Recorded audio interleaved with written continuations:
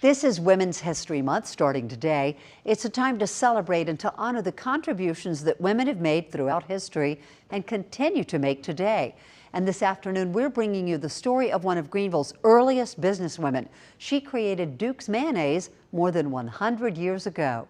Gabrielle Komorowski reports.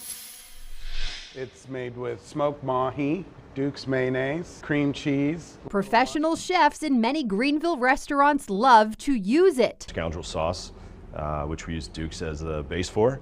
People love to eat it. I don't know anyone in the South that doesn't have a jar of Duke's in their pantries. The Upcountry History Museum in Greenville has containers in its collection that once held it. It says Duke's right there. Yeah, and so we think this is probably from around 1930s. Duke's mayonnaise spread, created by a wife and mother named Eugenia Duke, who moved to Greenville with her family in 1917. This was during the time of America's entry into World War I, and the area was just at capacity with all of these soldiers coming in to train at Camp Sevier. So she took advantage of this opportunity. Kristen Pace is the Upcountry History Museum's Director of Education and Programs. She says Eugenia Duke began making sandwiches in her own kitchen using her homemade mayonnaise recipe and selling them for 10 cents each. She was an entrepreneur through and through. She knew what she was good at. Immediately, her chicken salad, her egg salad, her pimento cheese sandwiches are a huge hit. Eventually, she sells her 10,000th sandwich, and that's when she can invest in her first delivery truck. This woman's business was born. And this was at a time when she didn't even have the right to vote. After the war ended, Eugenia opened Duke's Tea Room in downtown Greenville.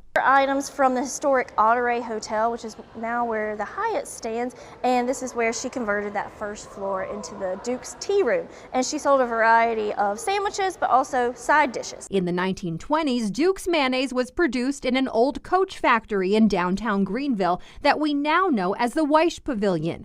The Greenville County Historical Society shared this photo with us, showing the first shipment of mayonnaise leaving Greenville in 1923. And it helped the community, and it left behind a true legacy.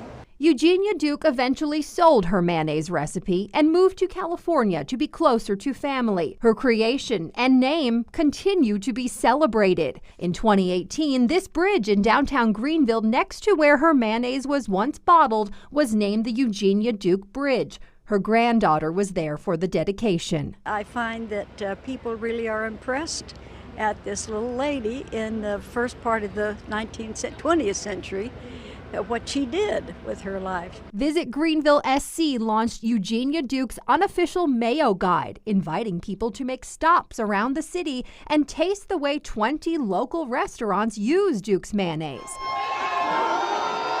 College football fans watch the Duke's Mayo Bowl every year.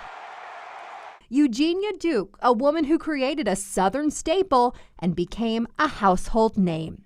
Gabrielle Komorowski, WYFF News 4. Let's sign up for that food tour right now. The Upcountry History Museum says that also if you happen to have any old Duke's mayonnaise jars, like the one you saw there in Gabby's story from about the 1930s, they would love to add more of those to their collection.